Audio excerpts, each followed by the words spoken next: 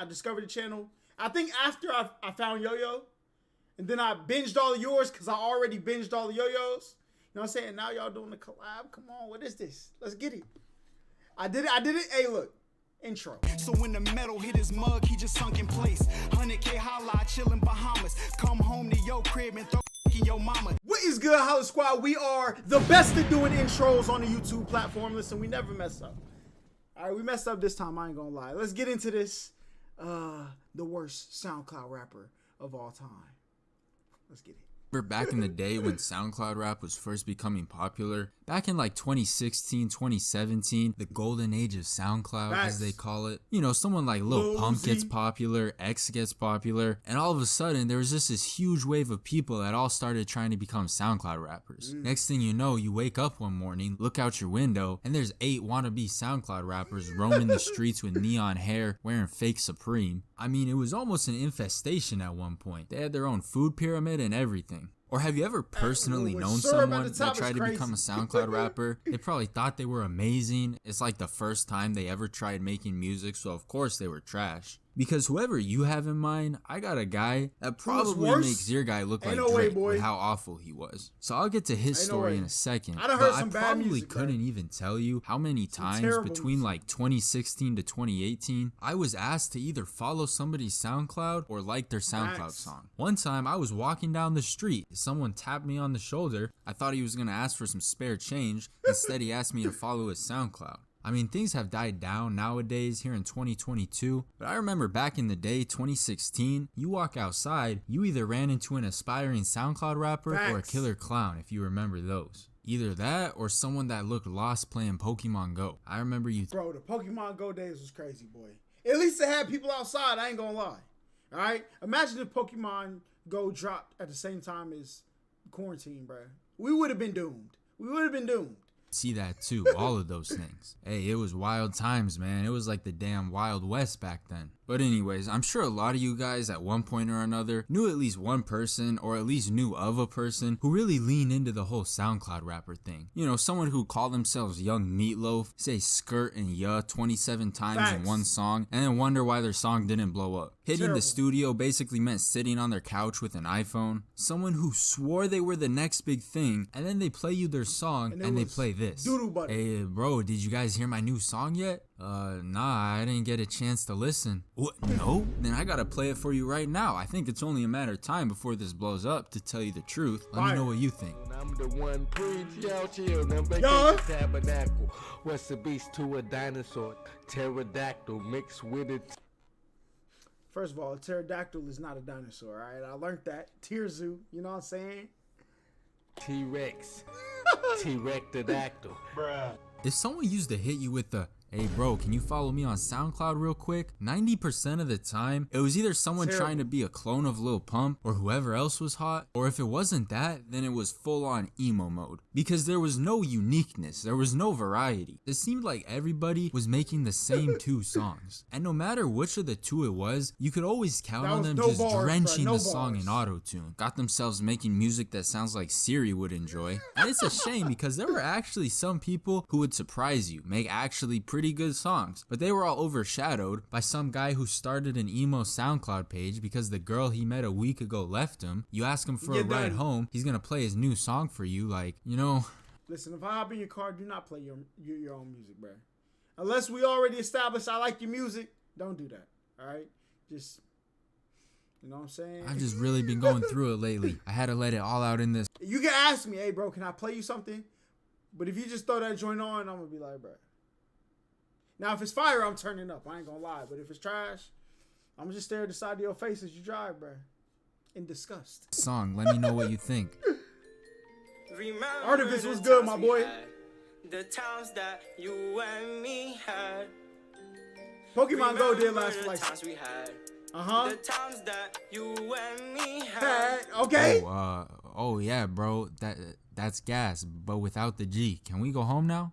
And I really feel like a lot of these trash SoundCloud rappers were all enabled by Genius. And look up the YouTube channel if you don't know what it is. But Genius was the one promoting this type of behavior. They would take a song where the chorus is like, I be dripping Gucci. times 10, and then have the artist do a lyric breakdown explanation of that. Like, we 'Cause that'd couldn't be get it on our Gucci, own. you know what I'm And then saying? everybody sees that and says, Facts. what? This man got rich doing that? Yeah, let me try. Although I will say, the other thing about Genius is it exposed who was being absolutely carried by autotune. They Facts. try to sing their song in real life on Genius, barely even sounds Bryson like the Tiller same was, song. SoundCloud Like, my boy legend? went from this. I didn't even know he came from SoundCloud. You could be sad, baby, I'm a loner.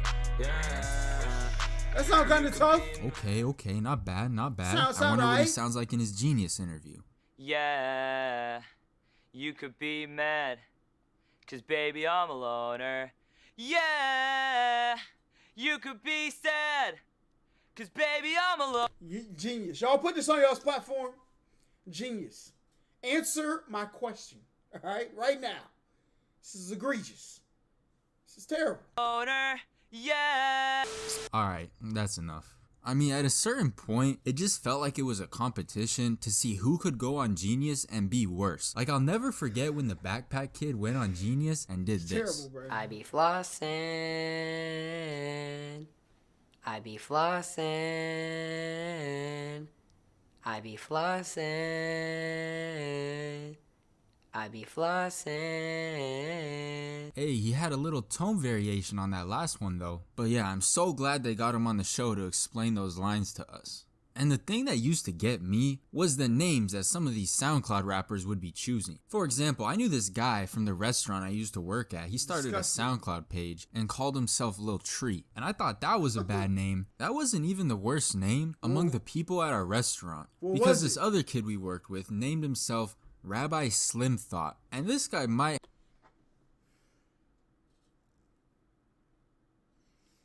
This isn't real, bro. This isn't real. That's what I'm gonna tell myself. It isn't real. have potentially be been real. the worst SoundCloud rapper of all time. And SoundCloud rappers were such an infestation that this isn't even the only SoundCloud rapper story I have related to this restaurant alone. So before I tell you about him, I got another story about another guy. And this takes place a couple months before Rabbi Slim Thought popped onto the scene. And I was working one night and the restaurant was packed on this particular night. And the reason it was so packed was because the restaurant was right across the street from this giant high school. And on nights there were sports games, everyone Everybody would be would go. going to eat there after That's the lit. game. That's So there was lit. a football game on this particular night. And after it ended, people were just flooding in. There were legitimately at least a couple hundred people That's between crazy. the inside and outside, lines going out the door, crowds of people in the parking lot, music blasting from cars. People are like racing through the parking lot. Chaos levels off the charts, right? There's zero room to move around anywhere That on looked the like an inside. In-N-Out that's People in, are leaned up against the walls eating their Vegas. food because there was nowhere else to sit. It reminds me wasn't of even one the of them atmosphere of In-N-Outs a I've been to. restaurant anymore. They had turned it into the atmosphere of like a nightclub. Someone's dancing on top of a table, blowing yeah, it vape was. clouds It into was, the air. uh, Straight chaos. Was it Las Vegas? I think it was. Yo, look, if you like In-N-Out, In-N-Out is mid, bro. It's mid. Right? And back in the kitchen, it was equally chaotic. I mean, there's like 10 of us packed back there in that small kitchen, all trying to do like 18 things at once. So I'm back there working, making orders, and I noticed through the window, in the middle of this crowd, there's this dude in a red tracksuit trying to make his way through everyone to the Why is my front. man He's on the got gold table chains vaping, around his bruh? neck. It was like 10 p.m. at night, but my guy still had shades on. And following right behind him, there was a guy in an all-white tracksuit, also had shades on, and they're both pushing and shoving their way through the crowd. And I knew something was about to happen when I saw white tracksuit pull out his phone and start recording red tracksuit. Oh, nah, and sure bro. enough, red tracksuit hops up onto the front counter, starts waving his hands around trying to get everyone's attention, and then he starts yelling. He's like, "Attention everyone, check me out on SoundCloud, Oh, listen to no. my music," and just No. continues talking about his SoundCloud music for maybe another 20 seconds or so. And nobody really tried to stop him or If he start anything doing because there his was music, just so much I'm else done. going on. I'm This done. was just like one of 18 other things going on at the same time. He just blended in. And so then he pulls this fat wad of cash out of his pocket and just starts throwing dollars, getting everyone all hyped up, just done. making it rain in this overcrowded fast food restaurant. People are all cheering him on. He's standing up there throwing stack after stack of cash. It was no small amount of money. And I'm watching this from the back in the kitchen, and I see everybody, customers and employees alike, scrambling to pick up this money as much as they could. And then he hops off the counter, walks behind it, you know, where all the employees are supposed to be, and walks right up to the window going through to the kitchen. And he points to us and says, "Hey, all you cooks in the back, I appreciate all of you too." And just starts throwing more money back into the kitchen. Bills are landing on greasy floors, the order making station. One landed on somebody's order of fries. But this time, instead of now, listen, if you're in a strip club, it's etiquette, right? yeah. I've never been, you know what I'm saying? But hypothetically, if somebody had gone, I would imagine that's what happened, all right? Dollar bills like he was throwing up front. He was throwing 20s back there, $20 bills, one after another. So I won't lie, we were back there in that hot, greasy kitchen fiending for those bills. I said earlier how many of us were back there that night. We all couldn't have cared less about all this food we were supposed to be making, and all of a sudden everyone is just rushing to pick up this money. We're on the greasy floors, piling on top of each other. People are running through the kitchen, slipping on grease, trying to get some of this money before it's all gone. Now, I happened to be right there by the window when he started throwing the money. So I remember picking up 4 20s right away, and as I tried to reach for a 5th, I got like body checked out of the way into a trash can. It was straight chaos back there, I'm telling you. And I could only imagine the chaos going on up front with all of those people. Hey, it was interesting, that's for sure. I mean, I made more money that night. Nah, if it's fake money, we're all jumping him, all right? We're all jumping him. If it, bro, nah. From a SoundCloud rapper than I did from my actual job. So shout out to Red Tracksuit for making an already overly chaotic situation even worse. And I do remember somebody else showed me his music later that night, and I gotta be honest, I don't know where this man got all that money from, but there's no way it was from his music because it was not good. And as bad as his music was, it still wasn't as bad as one of my other coworkers from that restaurant. And this guy, you know, this is a guy who should no doubt be in the discussion of one of the worst SoundCloud rappers of all time. And we'll call this guy Nick. And the first thing you need to know about Nick is he had absolutely zero musical talent and zero musical experience. But everyone's got to start somewhere, right? And Nick decided to start by trying to become a SoundCloud rapper. So he walks into work one day and starts telling me and all our other coworkers about how he was working on his debut song and he thinks he can make it big. And this was when Lil Pump, that type of genre, was blowing up and becoming super popular. So he probably thought he was going to make the same type of song and also be successful with it. One day at work, he made us all follow him before he even released his song, and I look at his profile, and his rap name was Rabbi Slim Thought, but the S was a dollar sign. So I don't think you could pick a worse name if you tried. And he just kept on hyping up this song he was working on for probably a few weeks, saying he's gonna play it over the speakers at work, soon the whole country's gonna know his name. He'd get off his shift at like 10 p.m., he'd be like, "My day's work is only halfway over. Now, hey, yo, you know what I'm saying?" And by studio, we all know he meant his bedroom closet. He would tell us that he's gonna release it tomorrow, and then tomorrow would come, and he'd say he needed more time. And he did that like 6 times. People like this, but I gotta give him at least a little bit of credit, because the day finally came when he released the song, and on that day, the man himself, Rabbi Slim Thought, in the flesh, walks into work. He's all excited, talking about his new song, telling everybody to go check it out. Eventually, he walks up to me in the kitchen, and he asks me, he's like, "Hey bro, could you listen to my song and give me some feedback on it?" And it was pretty loud in the kitchen, right? So he wants us to go back into the freezer where it's quiet so we could actually hear it. So we get into the freezer and he opens up his SoundCloud, and my expectations were already set low. I mean, come on now, I can't be expecting some musical masterpiece coming from a man named Rabbi Slim Thought. Watch him so be we fire, get in bro. there and he building presses it up. play, Gotta and be he's fire. like, "I already hit 50 plays, let me know what you think." Yeah, it's Rabbi Slim Thought. What you thought? I shoot at ops. You're done. You're done. Get him out of here. You dropped chicken tenders in grease, my boy. Stop it. Yeah, they told me to rap. I just needed push. I tell her she's ugly. I don't beat around the bush. Hey, just stop the song real quick, bro. Bro, you paused it on the best part. Hold on. I pull, don't push. I push P like Gunna. I do this and I really stun her. Yeah, I wanna have Bruce Jenner's baby. I go in beast mode, they think I go rabies. I'm just talking about rats. Psych, I'm with my dogs. Yeah, they said I'm the goat, but I'm like a cow. Yeah. They don't want beef cause my gun go bow, bow, bow. Okay, he turned up a little bit. I got more clips like Regal. Ooh, I bars. be fly just like a seagull. All right, he rhyming Niggas say now. I got bread. I can leave you dead. It's Slim Thought Rap. Oh wait, I said my name wrong. It's Rabbi Slim Thought. I shoot at ops.